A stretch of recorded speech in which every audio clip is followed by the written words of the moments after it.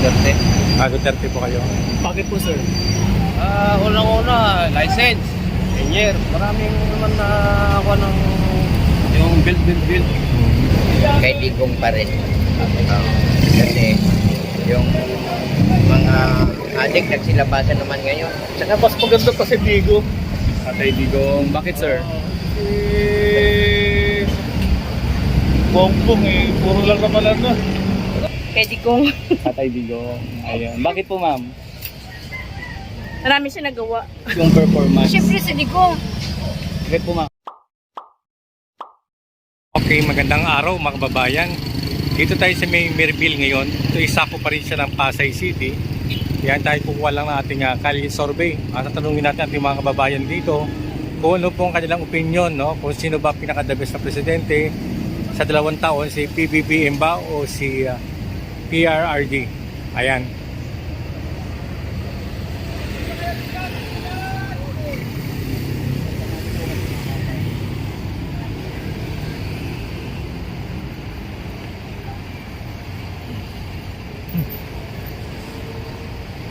Sir, good morning sir. Pwede magtanong sir?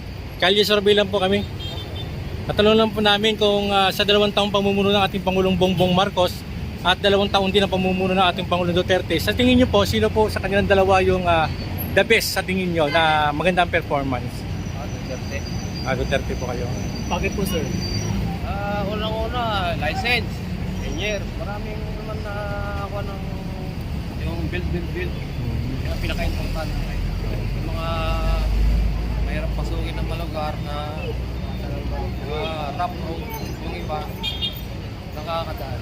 Yung pinaka-importante yung maliliit natin mga kababayan, naikawa na nila yung na magmadali. Yun lang. Yes sir, maraming salamat sa opinion niyo sir. Thank you po. Ay, sir, magandang umaga, sir.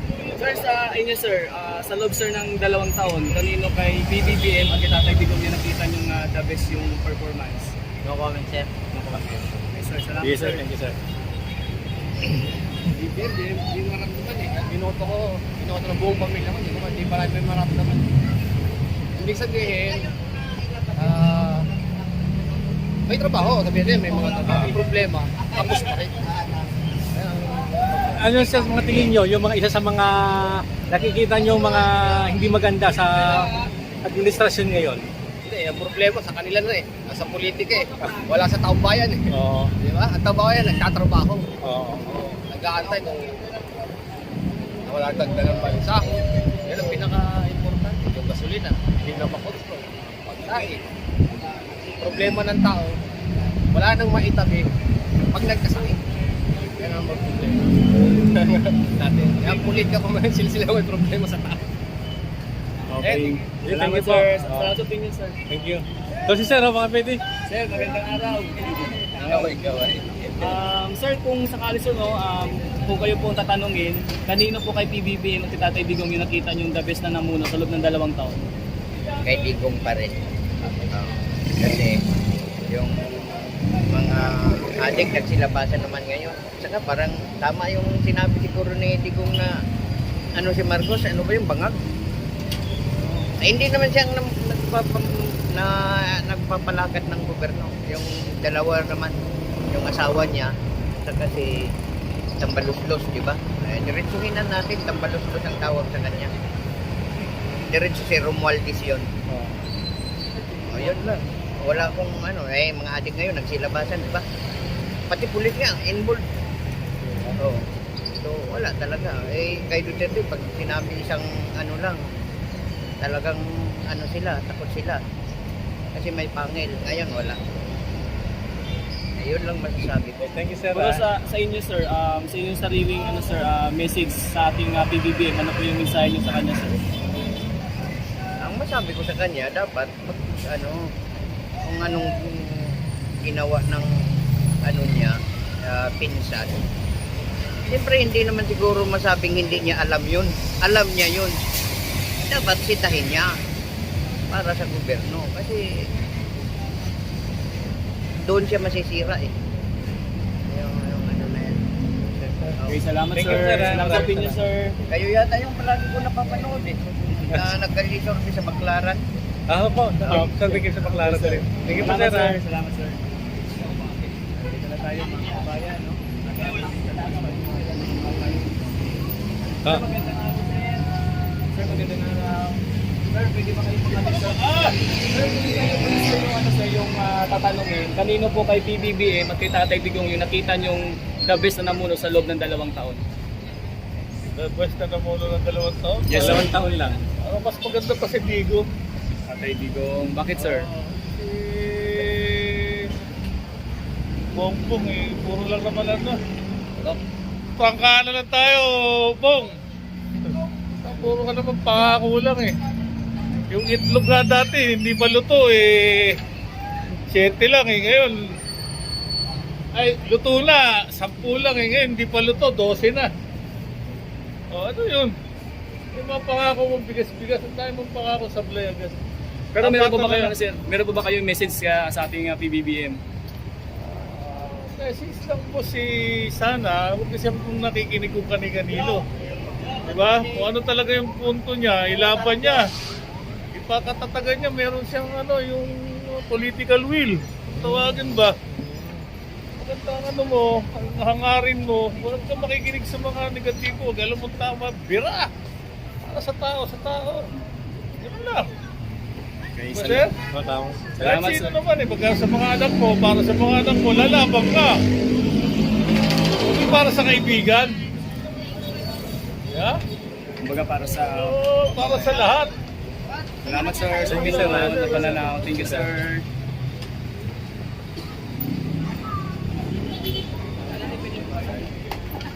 Sir, sa YouTube channel namin sir. Kay Pinoy vlogger. Vlogger PH PH. at DV. Pinoy search siya. Search mo lang sir, pag ano sir. Facebook? Sa ano sir, sa YouTube. YouTube siya.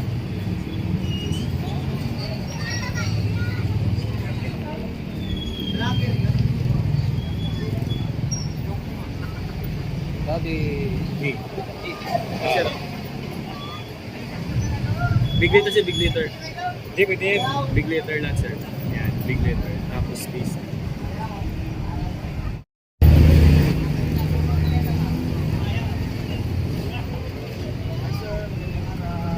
Sir, pwede ba kami sa magandang service sir?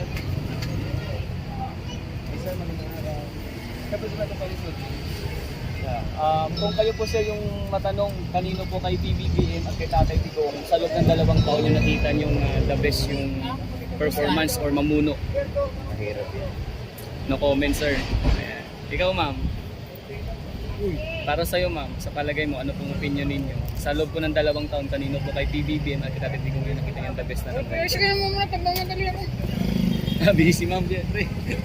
Sige ma'am, salamat po. Sige po, dito lang po kami. Grabe. Huwag mo yun din. Gutom yan eh. Tuloy na tayo. Dito na tayo sa pinakadulo. Trace ito. Sa mga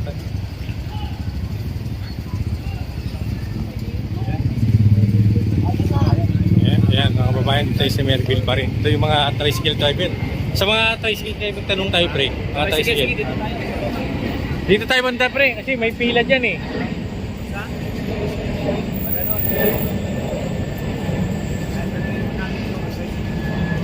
Kanina pa naman may nag-book tayo kasi may nagtanong po na ating YouTube channel. Kaya nakat po yung video natin.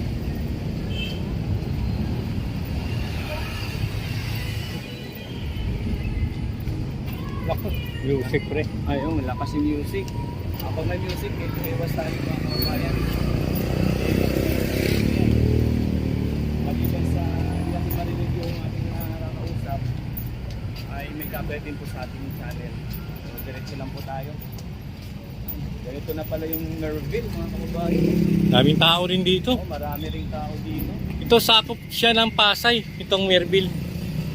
Itong pinakadulo nitong Pasay. Ayan. Merville. So, dito tayo sa part na to. Sa mga tricycle driver, tanong natin sila. Medyo ang ganda rito.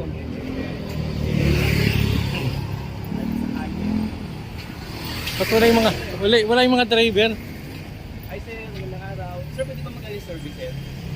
Sir, kung sakali po na matanong kayo, kanino po kay PBBM at kay Tatay Digong yung nakita nyo yung the best na namuno sa loob ng 2 taon? Ay, wala akong sabi. Wala man sir. No comment sir. Okay, salamat sige. sir. Walang mga driver Wala mga dito. driver yung tricycle na. Ayan, parang naka-break sila pre oh. Oh, haba ng pila nila eh no? Oo. Walang Walang tao. Ayan, walang tao mga kababayan. Parang naka-break yung mga nagpa-tricycle driver siguro dahil sa mga haba yung pila. saan tayo nito?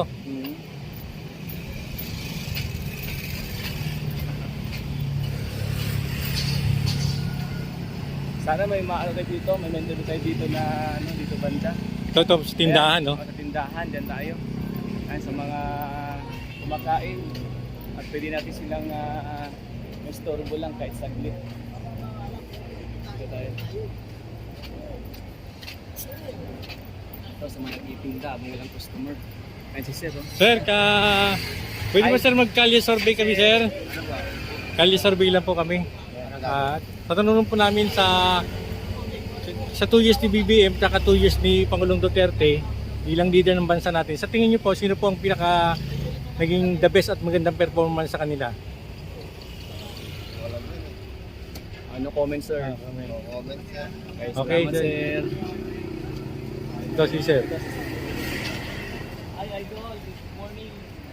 Kaya survey lang kami, idol. Sa loob ng 2 taon kay PBBM kay Tatay Digong, sino nakita mong the best na namuno? Para sa'yo. Ikaw nga. Sa 2 taong pamumuno natin Pangulong Bongbong Marcos at saka 2 taong pamumuno ni Pangulong Duterte, sa tingin niyo po, sino po sa kanila ang the best na nakikita yung performance? Para sa akin, okay lang naman. Mga siya, pero may naman si Marcos na kagaya ng balita ngayon ng Duterte na may na kunan siyang informasyon para kay Marcos. Yun lang naman. So para sa'yo, sir, parehas. Parehas naman. Ayan. Salamat, sir. Sir, thank you po. Ito sila. Ito si ma'am. Promise, itong third quarter. Magandang araw po. Ito si ma'am, oh. Magandang araw kasi magandang araw po, ma'am. Kalyas. Magkakalisorby lang kami. Ma'am, para sa'yo, ma'am, kung ikaw yung papipiliin, kanino kay PBBM at kay Tatay Digong yung nakita mong the best na namuno sa loob ng 2 taon? Kay Digong. Tatay Digong. Ayun. Bakit po, ma'am? Marami siya nagawa. Marami siyang nagawa sa mga tao kahit na minsan may mali siya, pero mas marami pa rin siyang nagawang tama. Tsaka kumanda-ganda na rin yung nung si Digong sa ngayon. Kasi sa ngayon parang mabigat yung mga tao ngayon, daming nagrereklamo. Lalo sa mga bilihin, sabi, hindi naman niya na tinupad kasi yung yung sinabi niya, bababa yung bigas, lalo tumataas yung bigas, yung mga tao nagrereklamo. Tsaka hindi, marami siyang hindi nagawa. Marami siyang hindi nagawa. Hindi kagaya ni Digong na marami siyang nagawa, lahat tinupad niya. Kahit papano. So meron po ba kayo ma'am, message or mensahe sa ating PBBM? Wala na. Okay, smile na lang si ma'am. Okay, salamat ma'am. Okay. Ito si ma'am, medyo busy pa, no? Ito si madam sa likod. Ayan. Hi ma'am, magandang araw. Ma'am, pwede po ma'am kayo survey. Kung kayo po, tungkol po sa kay PBBM at kay Tatay Digong, sa loob po ng 2 taon, sino po yung nakita yung the best yung performance? Siyempre si Digong. Bakit po ma'am? Oo. Ay, makita mo naman talaga sa gawa niya eh. Makita sa gawa. Ako, ayoko mag-judge kay Bongbong kasi bago pa lang naman siya. Pero kay Digong kasi nung unang taon niya lang, Live ba yan? Ano? Hindi ma'am, mga video lang po ma'am. Video lang po. Video lang po. Baka aalisin mo yung mukha ko dyan, baka makita ako sa TV ha. Alisin mo yan. Magkita ka talaga ma'am kasi vlog to ma'am eh. No. Pero ma'am, ano lang, Opinion lang naman to. Ano yung vlog niyo? Andito po yung channel namin. Mamaya pa pakita po namin pag tapos na po. Okay na po. Ano ma'am? Yay, nagniya ako. Pero ma'am, meron po kayong message sa ating Pangulong Bongbong Marcos. Meron po kayong message. Binoto ko siya kasi ina-expect ko yung ginawa ng tatay niya, gawin niya. Hindi pa naman huli ang lahat. Nagsimula pa lang naman siya. Baka magawa niya rin. Yan lang po. Okay. Salamat Okay, ma'am. Panoorin niyo ma'am yung video niyo po. Oo. Wala sa TV yan lalabas. Yes ma'am, sa YouTube. Opinion mo. Si Bongbong naman makahabol pa yan. Makabawi pa yan siya. Isang taon na ba sa dalawa? Dalawa po. Dalawa? Malay mo, makabawi pa siya. So para po sa inyo si Tatay Digong po ma'am. Ha? Tatay Digong po kayo para kayo sa inyo. Hindi ko pa rin siya may compare nga hindi pa natapos si Bongbong yung ano niya, yung termino niya. Titingnan Sa natin. 2 taon po. Oh, pero si Digong kasi meron na tayo na may napatunayan na kasi si Digong. So Tatay Digong po. Oo. Pero si Bongbong hindi pa tayo pwede mag-judge kasi nga hindi pa naman tapos ang termino niya. Ha? Hindi pa. Huwag niyo ipakita yung tsura ko doon. No, please lang, Salamat, ma'am. please. Hindi pa. Maganda sana mapanood niyo ma'am yung video namin. Ah, sige basta i-research ko, Daddy. Ano, Daddy D? Okay. Tsaka Pinoy Vlogger PH. Pag nagustuhan ko yung ano, pati mga anak ko, asawa ko, ipasubscribe ko Ano mo na ngayon ma'am, search mo na ngayon ma'am, parang dito pa kami ma'am. Okay. Opo natin mga kababayan na kasi papakita pa nila yung channel.